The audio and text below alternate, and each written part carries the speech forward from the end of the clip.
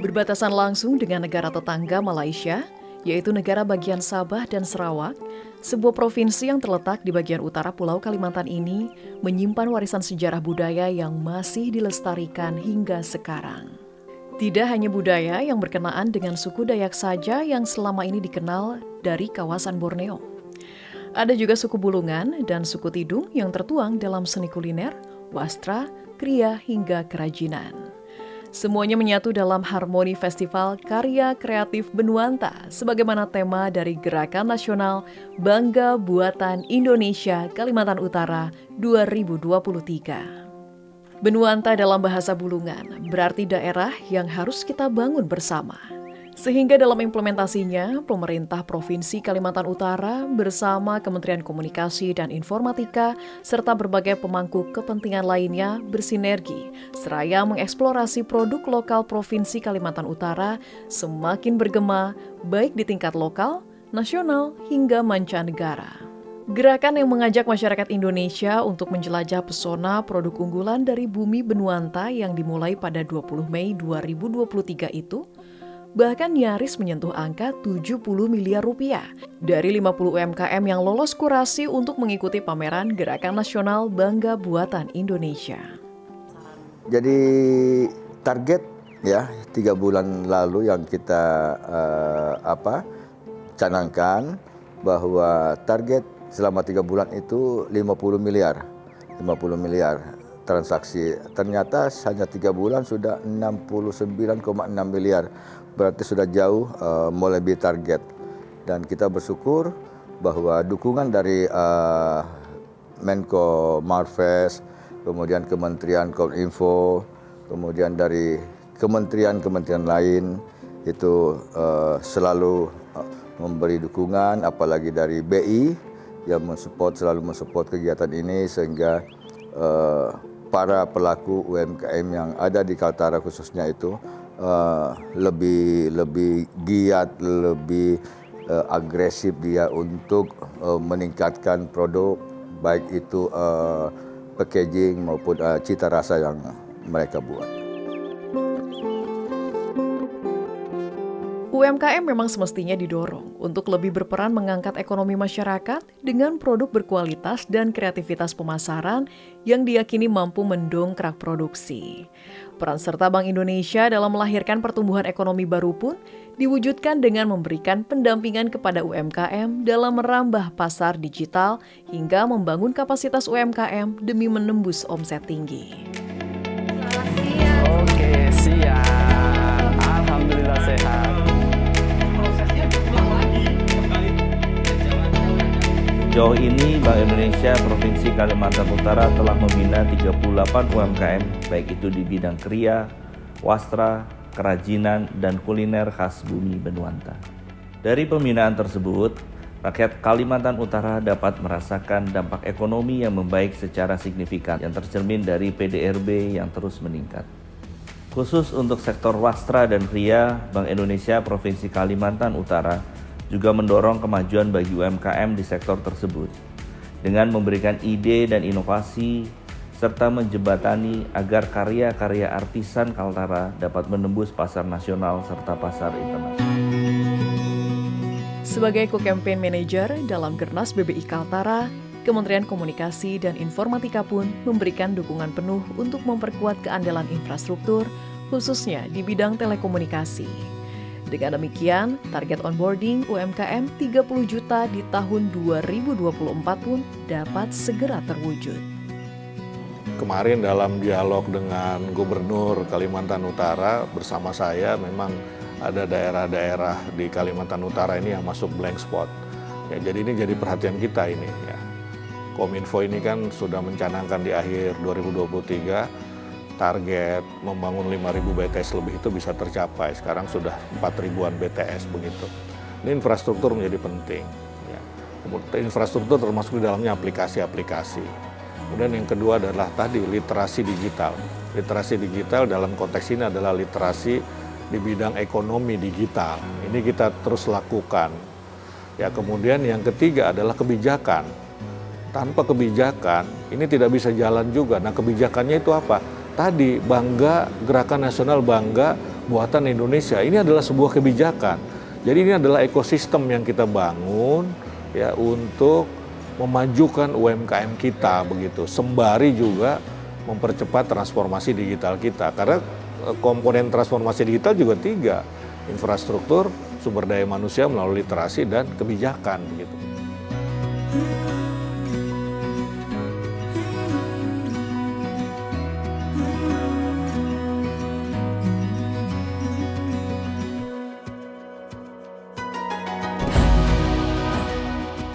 Ya, transformasi digital memang berperan vital dalam memperluas jangkauan pasar yang manfaatnya amat dirasakan terutama bagi UMKM yang tinggal di wilayah geografis yang sungguh menantang. Tidak putus harapan, provinsi yang dibentuk pada 2012 itu pun nyatanya telah melahirkan 20 ribuan UMKM yang tersebar di 5 kabupaten kota. Dari ragam produk yang dihasilkan, ekonomi kreatif dari kearifan lokal lah yang justru kebanjiran rezeki. Terutama simbol budaya dan adat istiadat suku Tidung yang masih lestari hingga sekarang. Simbol tersebut bahkan menjadi bagian dari identitas masyarakat Kalimantan Utara di masa kini.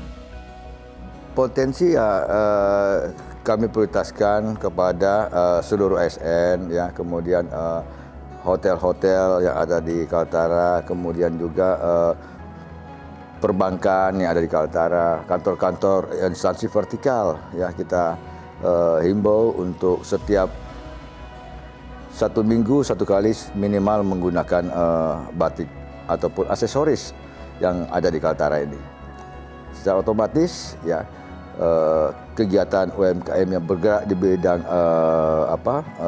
batik maupun aksesoris lain yang ada di Kaltara ini bisa makin berkembang, yang sebelumnya tidak pernah diperhatikan, tidak pernah dilirik, ya sekarang alhamdulillah bahwa UMKM batik, kain batik maupun aksesoris tutup kepala dan lain-lain yang ada di Kaltara ini mereka makin memacu diri untuk lebih banyak memproduksi dan kami juga lebih banyak untuk membeli di situ. Ya, kebiasaan masyarakat dalam menggunakan ikat kepala dan batik bermotif khas tersebut tentu berkat inspirasi dari masyarakat suku Tidung di zaman dahulu yang memiliki kebiasaan menggunakan ikat kepala. Singal yang merupakan seni lipat dengan bentuk kuncup mirip perahu berlayar itu tentu memiliki makna tersendiri bagi si pemakainya. Lewat tangan kreatif Chelsea, singal yang semula berasal dari kain bercorak berbentuk segi 4, kini menjadi ikat kepala yang praktis siap pakai.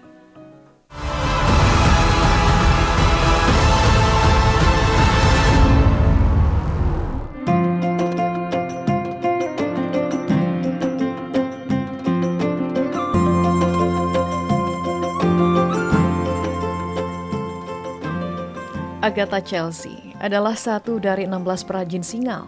Nama ikat kepala khas Kalimantan Utara biasa dikenal. Semakin kebanjiran pesanan setelah memajangkan produk-produknya selama perhelatan Bangga Buatan Indonesia di Kaltara berlangsung. Usaha seni melipat kain menjadi hiasan kepala praktis bagi pria itu biasanya hanya diproduksi sebanyak 300 buah per bulan. Seketika meningkat drastis menjadi 900 singal terjual setiap bulannya. Sehingga membuat Chelsea yang semula hanya dibantu oleh seorang pekerja, kini menambah 3 pekerja lagi. Meski begitu, upaya Chelsea dan keempat perajinnya itu hanyalah untuk mengenalkan singal kepada masyarakat, seraya kebudayaan suku Tidung, salah satu suku asli Kalimantan Utara tersebut, bisa terus lestari. Awalnya saya mengerjakan perca. Seiring waktu, saya kembangkan lagi dan saya berpikir kira-kira aksesoris apa yang saya buat bisa menjadi ikonnya Tarakan.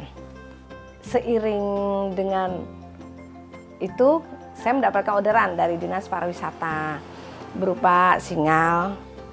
Nah, setelah saya mengerjakan orderan dari Dinas Pariwisata, saya berpikir kenapa saya tidak teruskan gitu loh, supaya dikenal lebih masyarakat, lebih dikenal oleh umum, dan juga dengan harapan pada saat membuat singal saya pikir, wah ini akan bisa jadi ikonnya Tarakan nih, atau paling tidak akan bisa menjadi akan jadi ikon Kaltara gitu. Jadi ya saya mulai mengerjakan singal-singal itu. Tadinya memproduksi sedikit aja dengan 1 karyawan. Jadi singal ini tadinya produksinya hanya sedikit, paling 1 lusin aja. Itu pun hanya kita hanya mengenalkan terus. Di medsos juga saya kenalkan terus apa ini singal. Dengan adanya Pergub, saya produksinya langsung melejit. Kala itu, Chelsea menjadi satu-satunya perajin ikat kepala singal di Kaltara. Chelsea mulai memproduksi dan mengenalkannya kepada masyarakat luas pada April 2020. Yang kemudian menjadi buah inspirasi bagi pelaku usaha lainnya. Atau dengan kata lain, menjadi peluang ekonomi baru di provinsi yang berbatasan dengan negara Malaysia itu. Yang setidaknya bertambah menjadi 16 UMKM yang memproduksi singal di Kaltara. Chelsea pun merasa amat bersyukur setelah mendapat pembekalan ilmu melalui pendampingan dari program Gerakan Nasional Bangga Buatan Indonesia yang membuat usahanya semakin laris manis. Dengan pelatihan-pelatihan setelah singal ini naik, kami dibantu lagi dengan pelatihan-pelatihan dari Bank Indonesia, dari dinas terkait, Provinsi dan Kaltara, kemudian Diskominfo, Dekranas Kota dan Dekranas Provinsi. Pembekalan ilmu itu sangat bermanfaat sehingga sangat membantu untuk pemasaran produk-produk kami lebih dikenal dan sudah mencapai ke New York dan Malaysia. Sudah banyak prestasi yang ditorehkan Chelsea selama menjadi pionir perajin singal di Kalimantan Utara. Salah satunya dari gelaran Gernas BBI Kaltara. Usaha rintisan Chelsea menjadi salah satu dari 5 pemenang champion atas omset tertinggi dan pengelolaan usaha secara digital terbaik. Singal yang dijual dengan harga Rp125.000 hingga Rp250.000 itu biasanya divariasikan dengan kain tenun, kain batik, perca, hingga kulit kayu atau ikat kepala yang bisa digunakan oleh kaum wanita. Karena singal itu unik, kemudian ada historinya. Singal adalah peninggalan budaya yang harus tetap dikembangkan di Kalimantan Utara ini. Dengan sentuhan yang unik-unik seperti ini tenun, kemudian ada batik. Jadi itu juga menjadi ciri khas dari wastra di Kalimantan Utara ini. Supaya kelihatan juga kita gagah istilahnya. Makanya dari situ anak muda juga harus lebih mencintai budaya, ayo sama-sama membeli singal.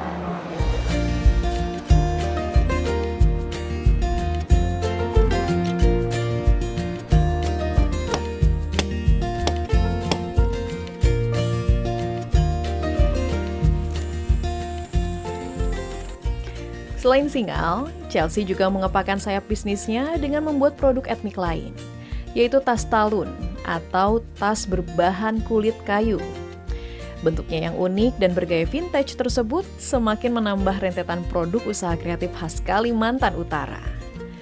Bahan kulit kayu yang diperoleh dari pembudidaya pohon terap Kalimantan itu dikombinasikan dengan tenun, sehingga menambah kesan eksentrik dan semakin menonjolkan kekhasan budaya suku Tidung. Untuk membuatnya, Chelsea dan perajin menjemur kulit kayu selama 1-2 hari bergantung kondisi cuaca. Lalu kulit kayu diratakan agar lentur dan mudah digunting. Kemudian dijahit bersama dengan kain hingga akhirnya menjadi sebuah tas.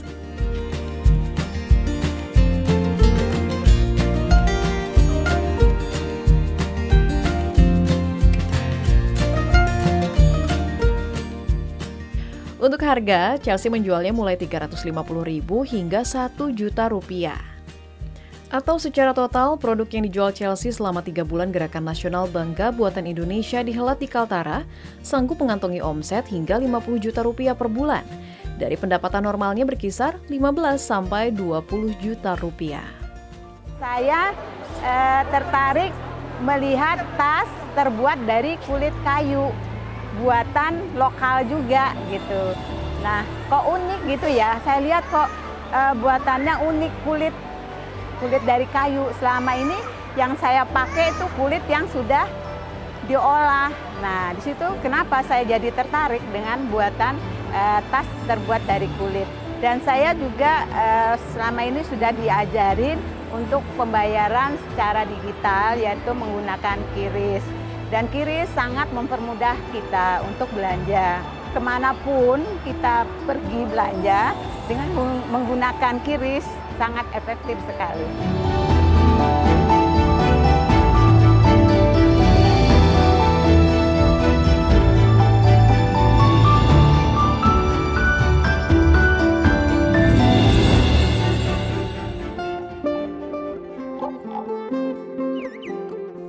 Ya, di tengah perkembangan industri fashion yang semakin pesat, fenomena fashion pria etnik menjadi salah satu tren yang sedang populer di Indonesia.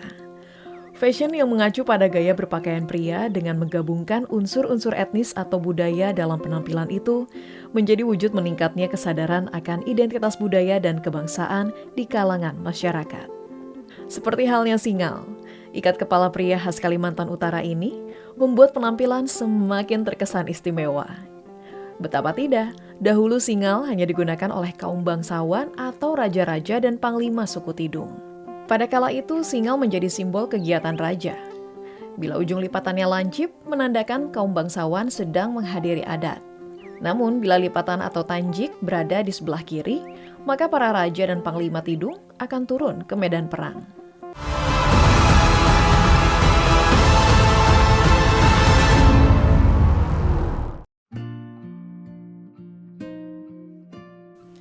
Tak hanya dikenal sebagai provinsi termuda, Kalimantan Utara yang menjadi salah satu etalase Indonesia di jalur pelayaran tengah bagian utara itu memiliki ekonomi baru dari kearifan lokal.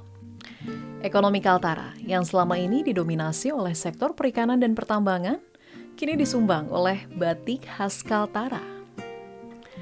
Meski dalam sejarahnya, batik bukanlah hal baru bagi masyarakat di Pulau Seribu Sungai, namun lukisan bercerita syarat makna yang dituangkan ke dalam lembaran kain tersebut nyatanya bukan sekadar karya kreatif, tetapi juga suara keberagaman. Batik khas suku Tidung yang dikembangkan oleh Soni Lolong, warga asal kota Tarakan, Kalimantan Utara itu mempunyai filosofi sendiri dalam setiap guratan motif yang melambangkan pohon kehidupan bagi warga suku Tidung.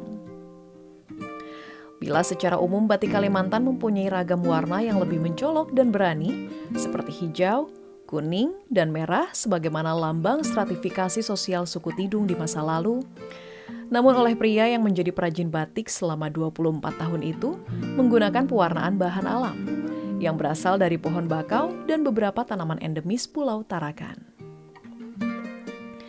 Seraya menjaga kelestarian alam, keberlanjutan batik dengan pewarnaan alam pun memanfaatkan limbah tanaman yang ditemukan dari lingkungan sekitar. Saya bukan ngambil langsung ke pohonnya, tetapi ambil limbahnya.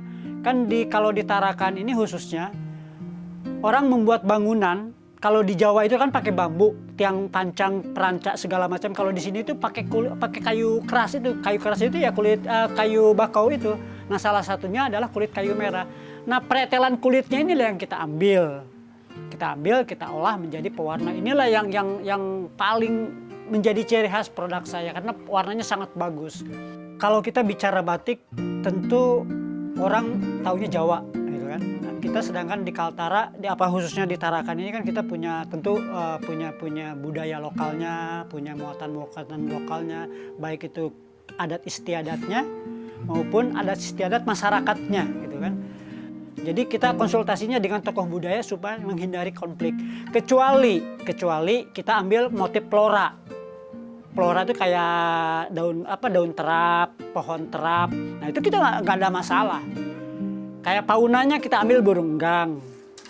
Ada motif kapah. Nah, itu nggak masalah. Itu tidak perlu konsultasi dengan tokoh budaya karena itu bebas mengimplementasikannya. Tapi kalau untuk motif-motif lokal, terutama berkaitan dengan suku Tidung, ya kita harus wajib hukumnya untuk berkonsultasi dengan tokoh budaya. Karena prosesnya yang terbilang rumit, seperti mengekstrak daun atau kulit kayu dengan merebusnya lebih kurang 2 jam, lalu air rebusan didiamkan selama 1 hari, kemudian barulah pencelupan kain. Dari perjalanan tersebutlah, batik motif suku Tidung yang telah dipatenkan lewat hak atas kekayaan intelektual Haki dipasarkan dengan harga Rp350.000 hingga Rp500.000 untuk batik cap dan mulai Rp500.000 hingga Rp1.000.000 untuk batik tulis. Dibantu 4 karyawannya yang rata penyandang disabilitas, usaha batik yang diproduksi pria berusia 60 tahun itu sanggup menghasilkan 150 lembar kain batik setiap bulan.